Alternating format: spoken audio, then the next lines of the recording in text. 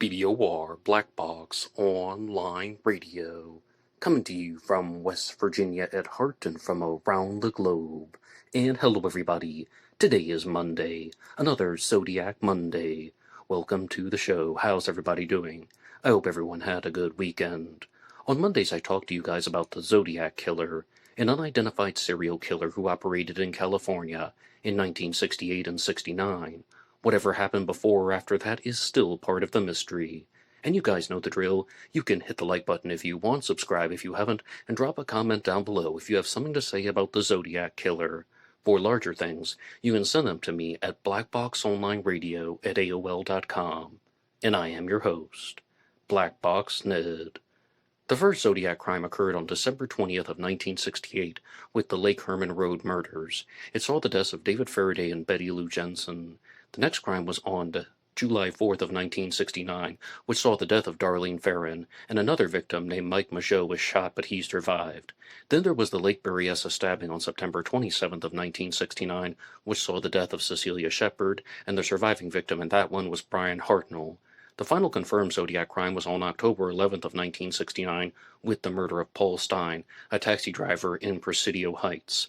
In addition to being a serial killer, the Zodiac Killer also wrote letters, ciphers, cryptograms. He designed diagrams as well as greeting cards, and also made phone calls and wrote messages. So, the first thing I would like to talk to you guys about is there's a podcast that came out a couple days ago on a channel called Unsolved Vault.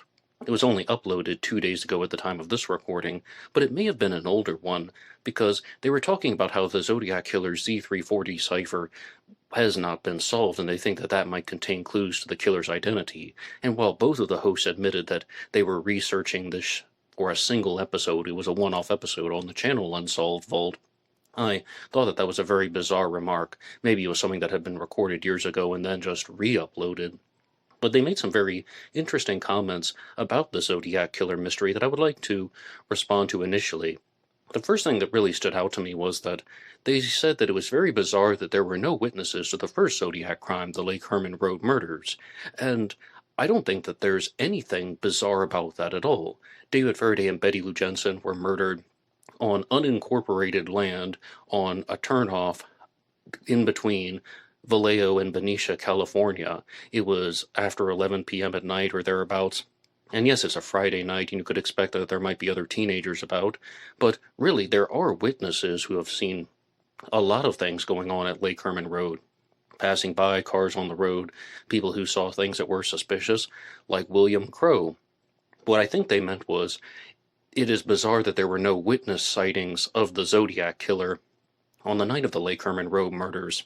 And I don't think there's anything weird about that either, because both of the victims did not survive. And again, this is not a populated area. When we look at the composite sketches of the Zodiac Killer, that are the most famous ones, after the Presidio Heights shooting, those were done by witnesses in a very populated area. This is in Presidio Heights, San Francisco, where it's once again Lake Herman Road is on unincorporated land in the middle of nowhere. I don't think that there's any reason for other people to be watching the Zodiac while he's committing the murders. And furthermore, I think that the Zodiac Killer would have had enough awareness to be aware of his surroundings to the point where he can simply look around and say, hey, the coast is clear, this is when I'm going to commit the crimes. And here's a bit of country living. As many of you guys know from the introduction, I am a West Virginian, almost a lifelong West Virginian, and there are two ways that we pay attention to our surroundings when we're out in the countryside, maybe even more. It's not only what you see. Like when you're driving down country roads, I learned this when I was 15 and I had my learner's permit. One of the most important ways to pay attention is by listening to the sounds, because in those wide open spaces, you can hear a car coming around a turn well before you can see it. So the Zodiac is simply just waiting until the coast is clear to commit the crimes. And then The next comment they made that also really stood out to me was in regards to the Blue Rock Springs shooting that saw the death of Darlene Ferrin. And they talked about how it was not until after the Blue Rock Springs shooting that the Zodiac Killer made his own phone call, and he took credit for not only the murder of Darlene Ferrin, when he expected that Mike Mageau would have been shot at the time and most likely would have passed away from his injuries, and it was unforeseeable to the Zodiac that Mike Mageau would survive, but he also connected the Blue Rock Springs shooting to the Lake Herman Road murders. And without that, this is the first time that the authorities are thinking that there is some type of connection between these two homicides. And I don't dispute any of that. I'm just also not surprised at all. I don't think there would have been any reason for the authorities to think that this was the same killer immediately. Perhaps after time went by, people would start to consider the evidence, connect the dots, but there's a 7-month gap from the Lake Herman Road murders to the Blue Rock Springs shooting. So when somebody is going to be just walking up on Mike Mageau and Darlene Ferrin while they're sitting in the car, using a different firearm, mind you. At Lake Herman Road, it was a .22, and at Blue Rock Springs, it was a 9mm Luger. Different firearm, different location. The only thing that really stays the same is that they are couples that are parked in cars in somewhat secluded areas. And again, I think the Zodiac was trying to just be aware of his surroundings. Before the Blue Rock Springs shooting, there's a suspicious vehicle that pulls up behind Darlene Ferrin and Mike Mageau's car, and this vehicle either leaves and a different car comes back, or it leaves and 5 minutes later the same vehicle comes back. So in short, there's somebody behind them, and then 5 minutes later there's also somebody behind them. I think it was the Zodiac. It's possible that it was a different vehicle. But this could just be the Zodiac Killer doing exactly what I said of the Lake Herman Road murders. He's paying attention to his surroundings. So, again, I don't dispute anything that they said there. It's just I think that that's a little bit of an obvious statement. The next comment they made was about the Lake Berryessa stabbing, and they also said that the Zodiac Killer started leaving notes behind at his crime scenes after the Blue Rock Springs shooting. As a case in point, with the Lake Berryessa stabbing, you had Brian Hartnell and Cecilia Shepard attacked by the Zodiac Killer where he's wearing the hooded costume. The Zodiac then walks back to Brian Hartnell's car and writes a message on it that says the word Vallejo, the Zodiac symbol, and it has the dates of Zodiac activity, and it's signed by knife. So, I mean, the Zodiac has written the message on the car door. But this is something that the Zodiac wouldn't make a tradition of, because after the murder of Cecilia Shepard, we have the murder of Paul Stine, the taxi driver, and the Zodiac didn't leave a message behind at the crime scene, and furthermore, the Zodiac didn't publicly take credit for any murders after Paul Stine. So this really is not a habit that the Zodiac Killer has developed. But anything, it's always interesting to hear new takes on the subject, and it's interesting to hear how people are going to be exploring the Zodiac Killer mystery when they're giving their raw and honest understandings of the case, their raw and honest impressions. And one more time, you can hear this podcast on the channel Unsolved Vault, but I will let you know that it's even different than Black Box Online Radio. There will be one still image on the screen the entire time, and I've always said I can watch YouTube channels like that if I know that it's going to be a podcast, and one of the easiest tricks to do with that is to put the closed captions on so there's just a little bit of movement as opposed to the images changing up. The next thing I would like to discuss with you guys here on the Zodiac Killer News Report is that there is a new video on the Nancy Drew channel talking about the 2007 Fincher film. And this video is talking about the differences between David Fincher's Zodiac and the real true story. And the most notable one that stood out to me was talking about Officer Richard Hoffman. In the Fincher film, you have Officer Richard Hoffman approaching on a motorcycle, and I'll be very brief about this one because we discussed this a lot last year when Richard Hoffman came back into the spotlight, and his own grandson, Jeremy Foy, also known as Jay Foy, accused him of being the Zodiac Killer, and it's not Jay Foy's original set of observations. By his own admission, he spent 13 hours on the internet reading about how there's this theory out there that his grandfather was the Zodiac Killer, and he made a series of TikTok videos that went viral. And as I understand, he was in talks with a major network to get a mini-series, but I don't know what's going to happen with that. And a big difference, though, between the Fincher film and the real story that we went through just as Zodiac sleuths together, is that Richard Hoffman did not actually approach on a motorcycle. He was driving a police cruiser, which is very important because, I mean, I just told you guys that at the Blue Rock Springs shooting, they reported that a car was parked behind them, not a motorcycle. But still, Richard Hoffman was at the hospital with Darlene Ferrin when she passed away at 12:40. She passed away at 12:38 a.m. and then the call came in at 12:40. And the Nancy Drew channel has received a lot of criticism. Some people even think that it's not a real true crime channel. It's just done for performance art. It's just done for satire. But sometimes I think the guy who runs that makes some interesting observations, and I also give him credit for something that had nothing to do with the Fincher film, but rather with the true timeline of the Blue Rock Springs shooting. He posted the times in which he thought everything happened, and he listed the Blue Rock Springs shooting happening at 11:55 p.m. on July 4th of 1969. I think that that's most likely spot on.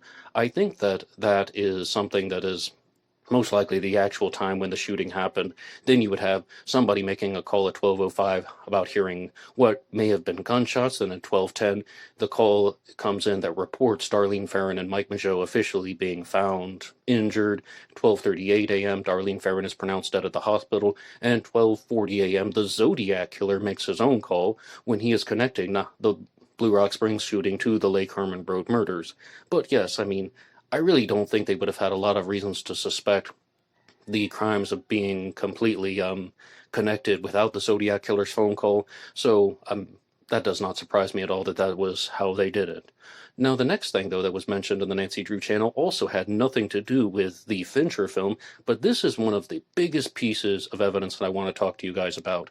And to all of you who are listening to this program on Spotify or Apple Podcasts or iHeartRadio under the name Black Box Podcast or Black Box True Crime, I really hope you'll check out the YouTube version that will have the images on the screen. And the Nancy Drew guy did a comparison between one of the Zodiac Killer's letters and the Riverside desktop poem. In 1966, Sherry Jo Bates was murdered outside the RCC library, and after her death, there were 3 communications that were created: the Riverside Confession, the desktop poem, and the Bates Had to Die letters. The desktop poem was discovered in December of 1966, and a lot of people have criticized me for this here on Black Box Online Radio when I've stated that I don't believe that the author of the desktop poem also wrote the Zodiac letters. But I was challenged. I was heavily challenged on this, because when they do this handwriting comparison, there's a very particular letter that is written in an almost unique way, where when the Zodiac and the author of the desktop poem would write the letter G, it's almost like a circle that is not completely closed, and then a relatively straight line comes down. Sometimes it's a straight line going at an angle, but a straight line all the same, and the letter G does not have to be written that way. There can be a loop or a hook at the end, and a lot of people close their letter Gs completely. But the author of the desktop poem and the Zodiac did this in an almost identical way. And that's what people will tell me. They're like, Ned, how can you say the Zodiac didn't write the desktop poem? The handwriting is identical. Again, I was really challenged. I see a lot of strong similarities. I'm not going to completely abandon everything I've said about how the desktop poem is different than that of the Zodiac letters, but this is something that really was a convincing presentation. And furthermore, the author of the desktop poem did this regularly when he is, or maybe she, is writing these letter Gs. This is how this person did that. Multiple times in the desktop poem, there is the almost, what we say, almost open circle, and then there's the straight line with no hook that goes down. So this is something that I'm definitely going to consider, and I've had reversals on subjects over the years. I've had reversals about countless things, and we were talking about this a lot on the panel discussion show that is on the channel Mysteries with Mr. Belgique, and now it's a great time to share that one with you. For those of you who simply cannot hear enough about the Zodiac Killer, I would invite you to check out the panel discussions on Mysteries with Mr. Belgique, which is hosted by Jerome. The most recent one only had 3 of us: Jerome, who is the host of that, Jerome from Belgium, Mr. Belgique, and Zach Wilcox, and myself. And I was talking about some of the reversals that I had over the years, because we were asking the questions about, did the Zodiac Killer have any prior knowledge or any prior connections to the victims? And I talked about how, One reversal that I really had was I thought that Cecilia Shepard was the victim that was known to the Zodiac, and that the Zodiac targeted her specifically because she was a chosen target. She was a pre-chosen victim. He had some type of infatuation with her. And that's why he wore the hooded costume at Lake Berryessa. That's why she was stabbed. That's why she was tied up. And there are all of these differences about the Lake Berryessa stabbing that seem so personal. But I ultimately had to admit that I don't know any of that. Those are just possibilities. Those are just statements that make sense to me. And I fully admitted that that was not the strongest pieces of evidence. It's quite possible that the Zodiac did that for a completely different reason. It's quite possible that he just wore the hooded costume because he wanted to act out some type of fantasy where he was an executioner. That doesn't mean that he knew Cecilia Shepard personally. So, I mean, I still entertain the possibility, but it's not my absolute go-to theory. And another big reversal that I had over the years was, at the Lake Herman Road murders, I thought that the Zodiac ordered the victims out of the car. You have David Faraday and Betty Lou Jensen in the driver's seat and passenger seat, respectively, and the Zodiac would have pulled up, fired a warning shot, walked over to the driver's side, said something to the effect of, "Get out of the car, you kids." Then the Zodiac is telling them, "Turn around, look at the road," and then he shoots David Faraday in the back of the head. He told Betty Lou Jensen to run, and then he gunned her down. But the big reason why I had a reversal on that is just, I think the evidence would actually indicate that Betty Lou just did all of this running on her own.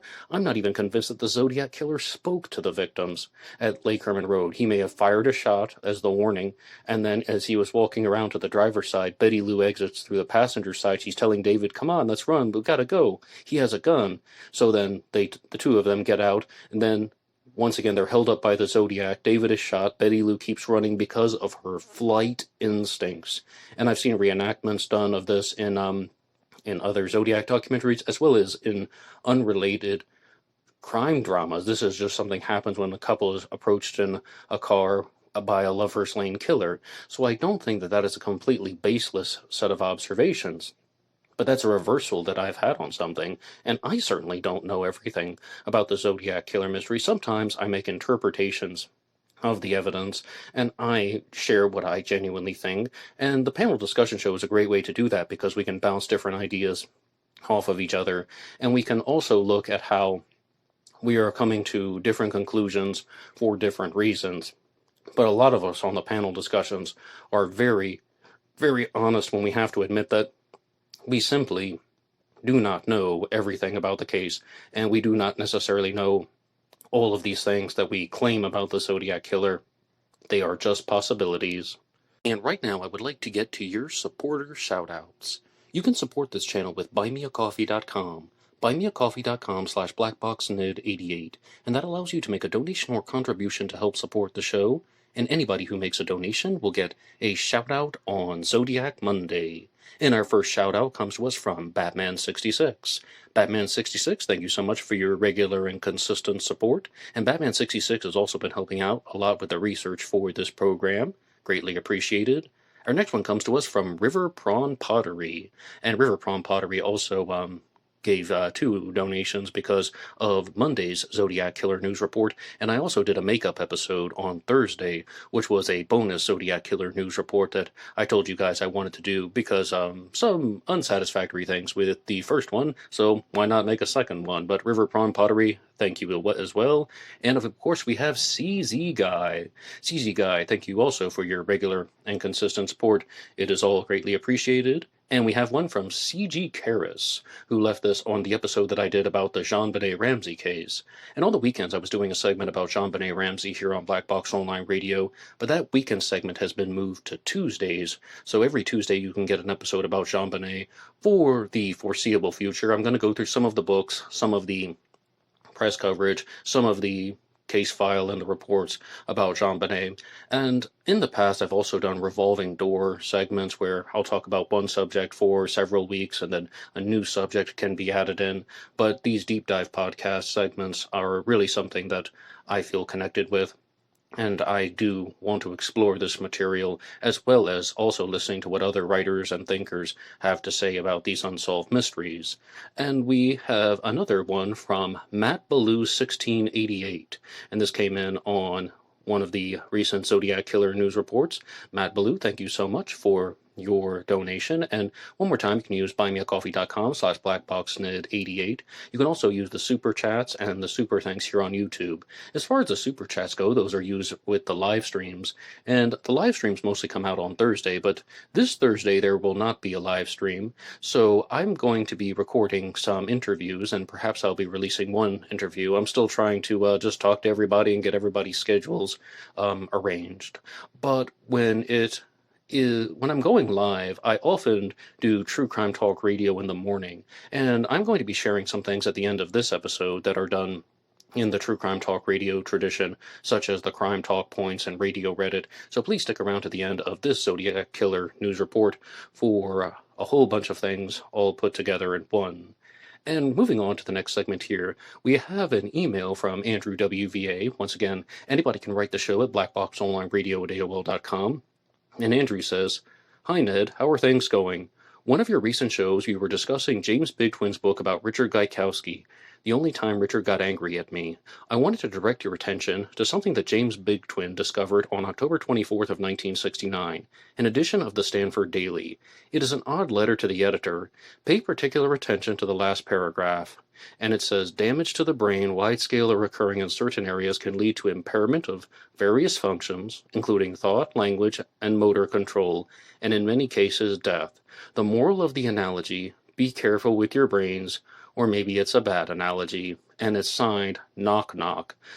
Knock Knock is actually spelled N-O-K, N space O-K, and then knock is spelled N-O-K, but you can say it Knock Knock. Mr. Bigtwin points out that the letter is signed Knock Knock, and he rightly wonders if this is an allusion to Coco, the Lord High Executioner in The Mikado, a play that was referenced by the Zodiac Killer, since all you have to do is reverse the letters to come up with the name. Knock Knock, Coco. Quite possible. Quite possible. I definitely see it there. You have the O and the K and the O and the K, so it's almost con if you were to write it completely backwards. Paul Stein's manner of death not even 2 weeks prior is similar to what is being described in the letter. Damage to the brain can lead to impairment in so many cases. Finally, the N is offset slightly from the first one. Like I said, it's N-O-K, then knock, but we can call it knock knock, so it says okay knock, and this also does look like Co and Co. Is this another subtle hint toward Zodiac? On October 26 of 1969, a male caller phoned Palo Alto and said, I am leaving the city because it is getting too hot, and that's actually the Palo Alto Times. I'm leaving the city because it gets too hot in San Francisco. I think this call begins to make a lot of sense if we consider what has been found in various issues of the Stanford Daily for the month of October 1969. Thanks, and keep up the great work. Andrew." This is the full letter to the editor, and this is from the Stanford Daily. And once again, thank you to Andrew WVA for sending this to me, and you can also read about this in James Bigtwin's book, The Only Time That Richard Got Angry with Me. Editor, Stanford Daily. It was suggested in a recent daily that the university is the brain of the military-industrial complex, the MIC. And I just want to point out that complex is actually spelled COM-PLEX. Commonplex have a hyphen in them. This rules the country, and by controlling the university, the military-industrial complex should be brought to a heel sort. The hand that rocks the cerebellum rules the country theory. Analogies are fun to play with, and psychologists have expended a great deal of effort trying to achieve brain control with limited success. Drugs in various sorts dull the mind, or in some cases make it bigger. In cases of severe pathology, isolation, or destruction of certain areas, the brain may be carried out. The exact function of these areas is the neocortex, and that is unknown. The result of such prefrontal lobotomies is to reduce certain types of behavior, but at the cost of the apparent losing individualism. Thus, efforts at brain control have been seen only with limited success. Damage to the brain, wide scale or occurring in certain critical areas, can lead to impairment of various functions including thought, language, and motor control, and in many cases death. The moral of the analogy, be careful with your brain or brains. Or is it a bad analogy? And it's signed Knock Knock. Now I just have to throw out one very particular side note, and that is that I've thought about this so many times when they're talking about mind control experiments, or even on a more casual level, when people are looking at things like psychotropic drugs and medication that are supposed to affect the way a person thinks. how would you affect only a specific way to get somebody to think, like only removing one type of thought from someone's, well, thought processes, only removing one type of behavior from someone's behavioral processes? And I was thinking with all of these things, whether it's something like a mind control experiment done by the CIA, or just people who are overloaded on antidepressants and antipsychotics, wouldn't other damage have been taking place? So I think this knock knock person is definitely onto something. And I'm not a medical doctor, I'm not a biomedical engineer. These are only suspicions that I've had in the past, and of course, it's not the area that I focus on completely. However, was this article written by Richard Gaikowski? And yes, James Bigtwin wrote a book about the Zodiac Killer suspect, Richard Gaikowski, and Andrew WVA also has Richard as his Zodiac suspect. I can see a few things that would definitely appear to be something that Geik would do, because Richard Gaikowski was connected to an enormous amount of academic subjects.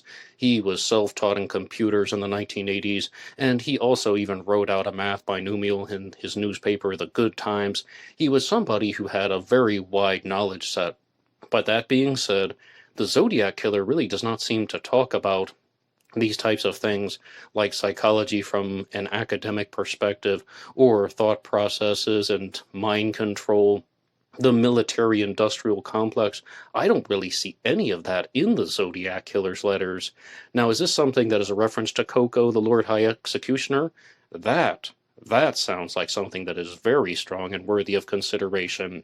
And we were talking about Richard Gaikowski on the panel discussion show, and I think one disagreement that I had with Zach Wilcox was, I said that Richard Gaikowski was a far-out individual, and he's like, no, Gaik wasn't really far out, he was doing things that were actually just normal at the time, and he was trying to get along with people. He's the editor of the Good Times newspaper, that's not really far out. Maybe Zach Wilcox was thinking that Ted Kaczynski was farther out.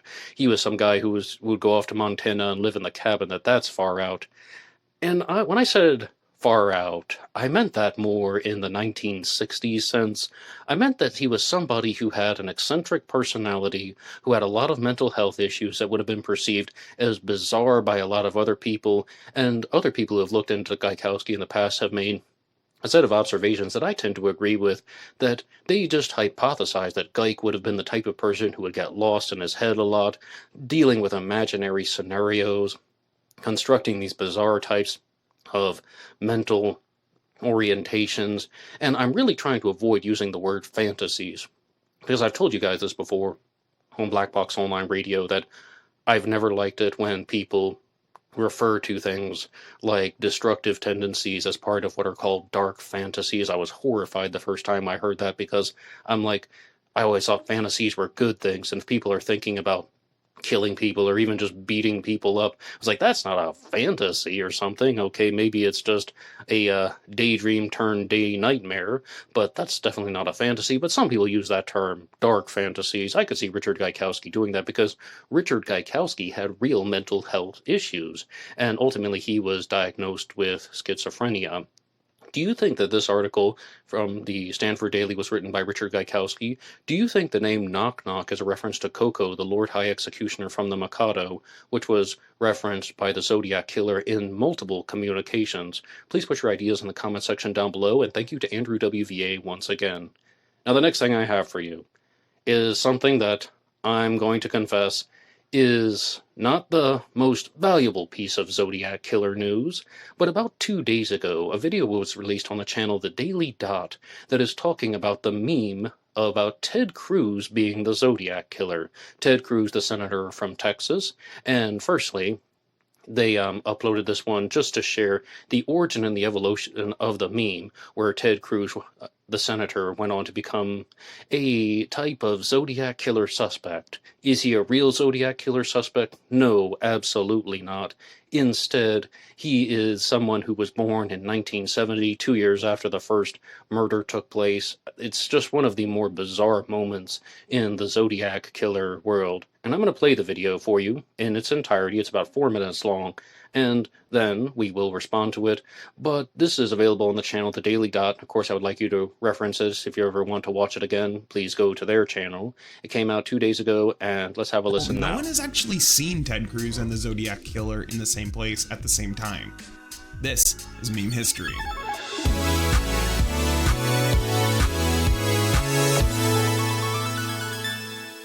The Zodiac Killer was an unidentified serial killer responsible for the deaths of at least 5 people in the late 60s. Never caught, he teased law enforcement and the world writ large with cryptic drawings, letters, and ciphers often mailed to news outlets. Over the years, he was the subject of numerous books, movies, and then memes. On March 16, 2013, Ted Cruz gave a speech at that year's Conservative Political Action Conference, and in the lead-up, a tweet from @RedPillAmerica joked that it would be titled, "This is the Zodiac speaking," which is a reference to the famous letters from the actual murderer. The following year, another tweet predicted that it would be his deathbed confession. The year after that, a Facebook page was launched which served as a mecca and rallying place for anyone online who hated Ted Cruz or just thought it was funny to contribute their own image macro, or conspiracy theory. Then came Matt Sykel's 9th Republican presidential debate. On February 13th, 2016, CBS tried a new thing, which was to overlay trending Google searches related to the candidates in a lower third on screen.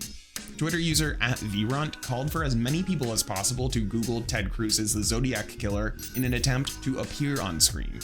It didn't, but it was worth some laughs, and it also lent the meme enough of visibility to become as mainstream as it was ever going to get. That month, t-shirts went on sale depicting the senator as the Zodiac Killer, all proceeds going toward the West Fund, which provides funding and support for abortion services in Texas, and major news outlets began publishing stories on the conspiracy theory.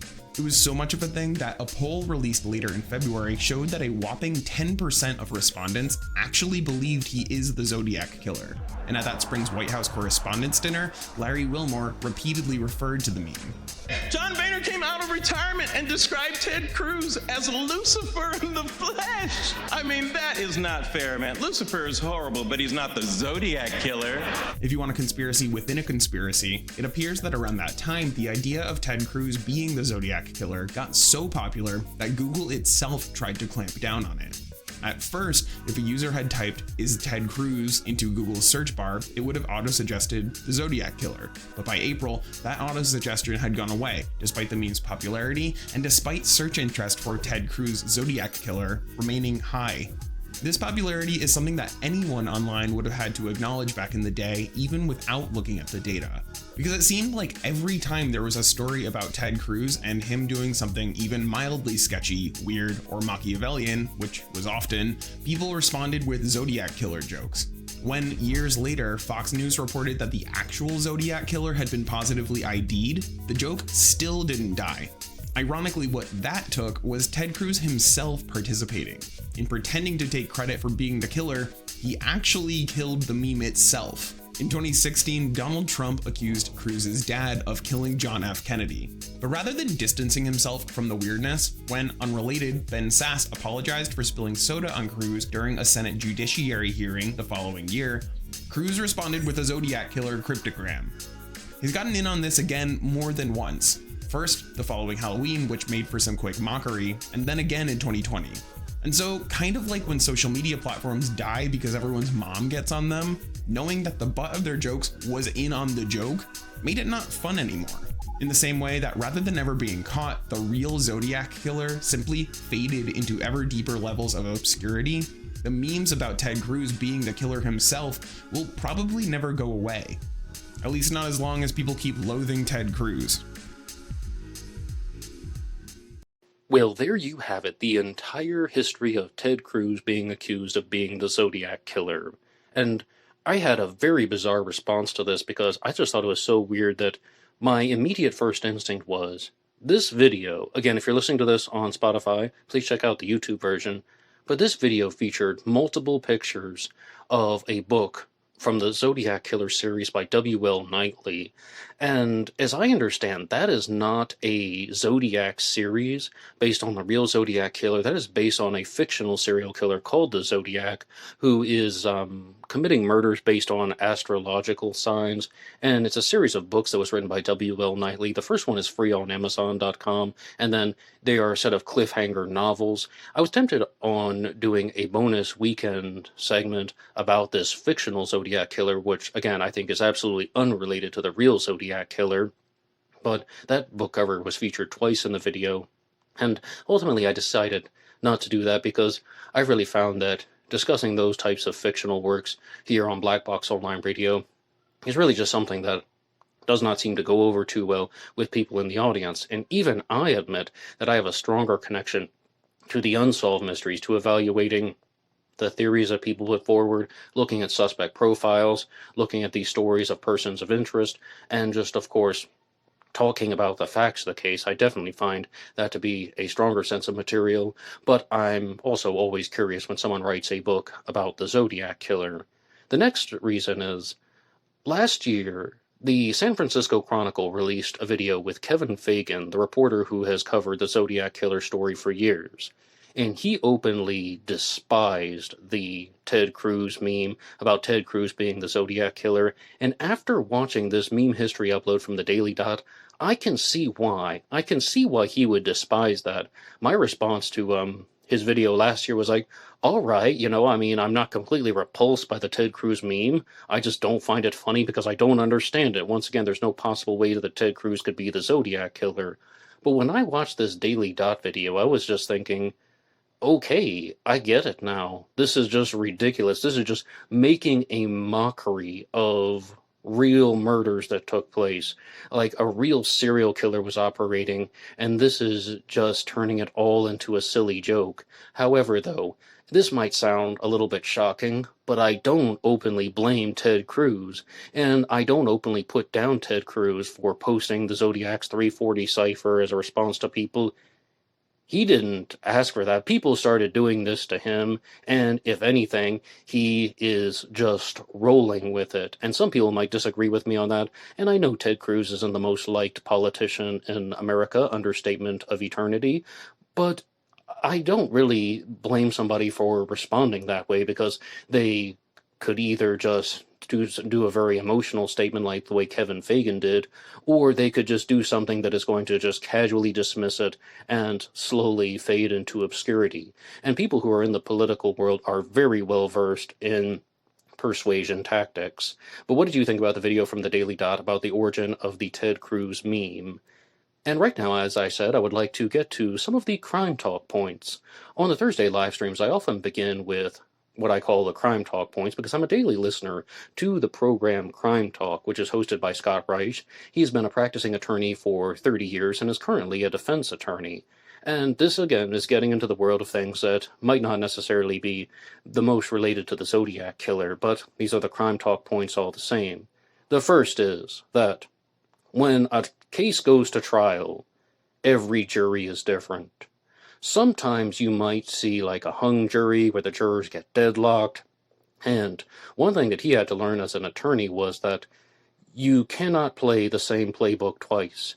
You cannot just go to a retrial and be like, all right, well, this is what tripped everybody up last time. This was the problem last time. This is the pressure point that we're going to use in front of the jury to persuade them that the client is innocent.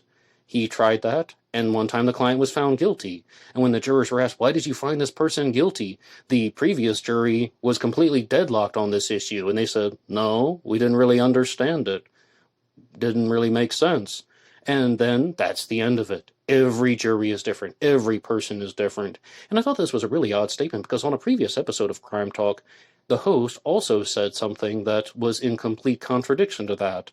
He said that women hate women. When you have a female juror who is on, let's say, a murder trial, and the defendant is also a female, the defendant is also a woman, then very frequently the female jurors tend to express a certain amount of animosity toward the female defendant. He said women hate women. And I know what he was trying to do. He was trying to share what some people call an uncomfortable truth. He was trying to share something from his own personal experiences, but at the same time, when you're listening to somebody from an educated background, who again is working in a respectable profession, it just comes across as bizarre. And I even deal with this stuff here on Black Box Online Radio when I phrase some of my comments in certain ways, and people are just like, whoa, that was a mean thing to say. And you have to accept that some things have multi-layered meanings. Of course, not all women hate women, but at the same time, I'm just sitting back as somebody in the audience watching this on my television, and I'm like, of course women don't hate women. Not all women hate women. What a ridiculous thing to say. And that really just kind of caught me off guard, especially when in the most recent episode that I was watching, he makes this whole statement about how every jury is different. Not every jury is going to stay in line. Not every jury is going to be tripped up by the same problems and the same interpretations of the evidence. That's good stuff. That's good stuff. And the whole comment about how women hate women, female jurors don't like female defendants, that just came across as poor taste to me. But you can put your ideas in the comment section down below. I would love to read them. One more time, that was our crime talk point.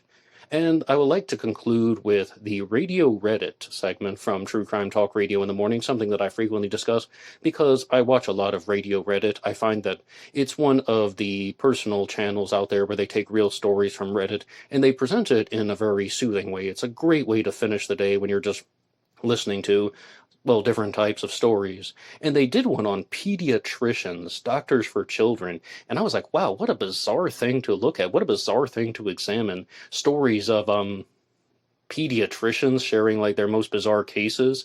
And they began the episode by talking about how there was a girl who was, I think, 5 years old, and her brother was either 3 or 4, and she had a pet dog. She had a puppy.